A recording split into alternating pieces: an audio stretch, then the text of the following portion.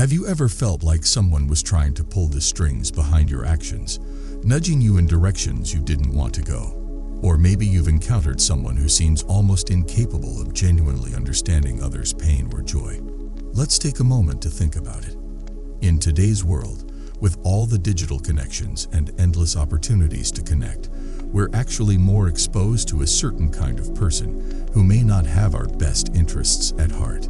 Today, I want to talk about recognizing the signs that you're dealing with someone manipulative, someone who has perhaps lost touch with empathy or kindness, and how we can navigate these encounters safely.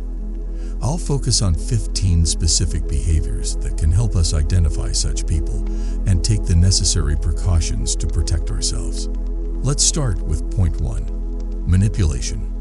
Manipulation isn't always obvious. It can be subtle, something we barely notice, but the effect is powerful.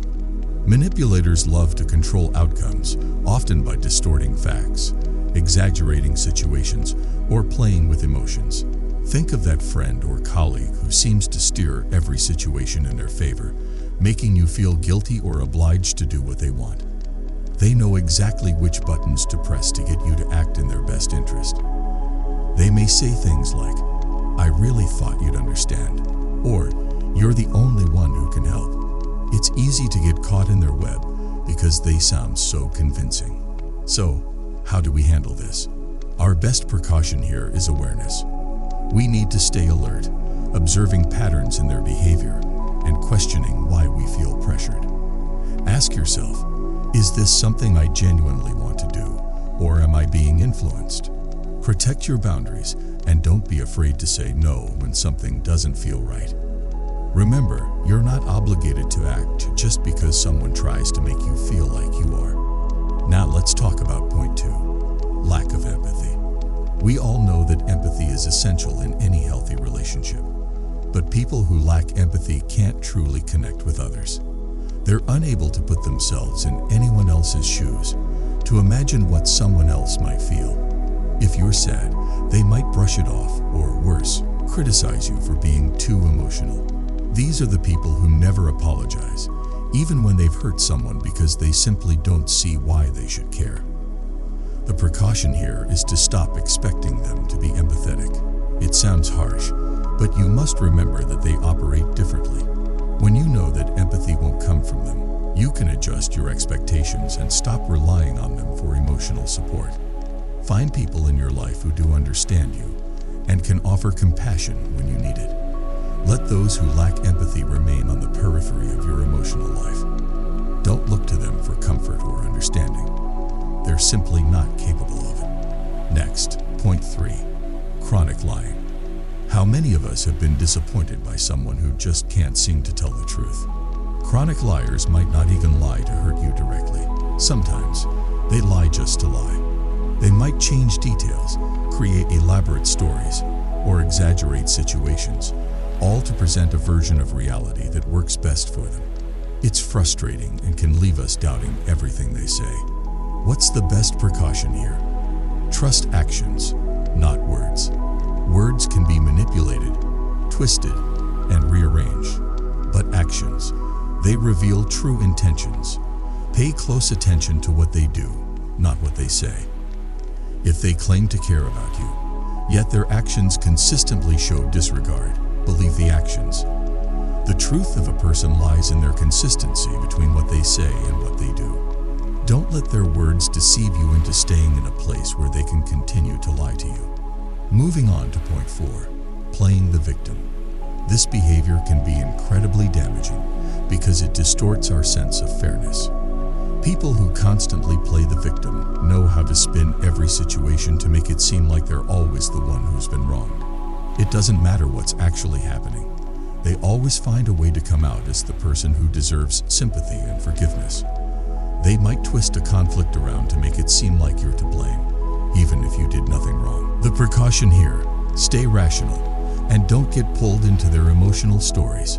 When they start to tell you how everyone has wronged them, take a step back and assess the situation objectively.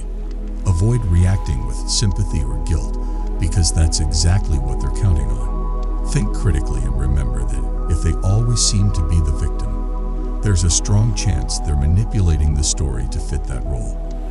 By staying rational, you protect your own sense of reality.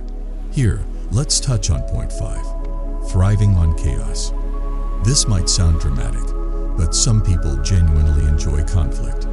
They stir up tension, disrupt peace, and create drama because they feel energized by it. It might be because they're bored, or it might be because they get some sense of power from watching others struggle. Regardless, these people aren't looking to build or support. They're looking to disrupt. So how do we protect ourselves? Create distance, both mentally and emotionally. People who thrive on chaos aren't interested in helping you find peace or resolve problems. They don't want solutions. They want to keep the storm going. When you notice someone escalating a situation unnecessarily, take a step back. Limit your engagement with them, and, if possible, set firm boundaries. If they bring negativity or drama into a conversation, don't participate. Protect your own sense of calm by refusing to join in their games. Now let's continue with the next 5 signs. These behaviors might feel familiar because, unfortunately, they're becoming more and more common in today's fast-paced, sometimes self-centered world. But as we explore each of these traits, I want to emphasize that the power to protect ourselves lies in awareness, in boundaries, and in knowing when to walk away from a toxic influence. Let's start with point 6, enjoying others' misfortune. Now, this one is a bit disturbing when you think about it. We all face challenges, and we all know that life isn't always easy, but most of us find some degree of happiness in each other's success or growth. For people with toxic traits, though, it's the opposite. They often feel a sense of pleasure when they see others struggling or failing. Maybe it makes them feel superior or distracts them from their own insecurities. Whatever the reason, people like this are dangerous to be around because, deep down, they don't wish you well. What's the precaution here? Guard your successes and your struggles. Be cautious about sharing personal information or opening up around people who seem to take pleasure in negativity. If someone consistently dismisses or downplays your accomplishments, or seems a little too cheerful when things go wrong, take note. These people are not true friends, and you don't owe them access to your inner world. Surround yourself with people who genuinely celebrate your victories and support you in tough times. Moving on to point 7, the unwillingness to accept responsibility. Imagine this. Every time something goes wrong, this person shifts the blame to someone else. It's never their fault, and they never own up to their mistakes. They point fingers, deflect, and refuse to acknowledge any accountability. We see this often in workplaces, relationships, and even in our communities. Blame shifting becomes a way of life for them, and it can make others feel guilty, confused, or even question their own actions. So, what can we do? Don't get drawn into their blame game. Recognize that if someone never takes responsibility, they're unlikely to change. If you find yourself in a disagreement or a situation where they're trying to shift the blame, stay calm and grounded in the facts. Acknowledge what you are and aren't responsible for, and don't be afraid to stand firm. People who refuse to accept responsibility can create drama and confusion, but you don't have to be part of their narrative. Stick to your truth and refuse to carry their burden of guilt. Next up is point 8, isolation tactics. This one is very subtle and can be deeply harmful. Isolation tactics are often used by controlling individuals who want to keep you away from other influences or perspectives. They might subtly discourage you from spending time with family or friends, or they may criticize the people who are closest to you, planting seeds of doubt about those relationships. Over time, you may find yourself more dependent on them because they've created a bubble around you where they are your main source of connection or support. What's the best precaution here? Maintain strong connections outside of their influence. Keep close ties with family, friends, and others who support you. A healthy, positive relationship encourages connections outside of itself. It doesn't limit or isolate you. If you notice someone discouraging your friendships or trying to cut you off from people you trust, recognize it as a red flag. Isolation tactics are about control, And the more people you keep close to you, the harder it is for someone to manipulate you. Now let's talk about point 9, the charismatic yet insincere persona. This one can be tricky to recognize because these individuals are often extremely charming on the surface. They may have a great sense of humor, seem deeply interested in you, and appear to be the kind of person everyone wants to be around. But if you look closely, you'll start to see that this charisma is a facade. It's a way to draw people in and gain their trust. But beneath it, there's a lack of genuine care or sincerity.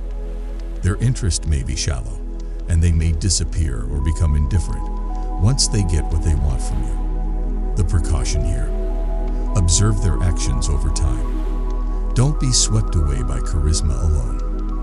True character reveals itself through consistent actions, especially during difficult times.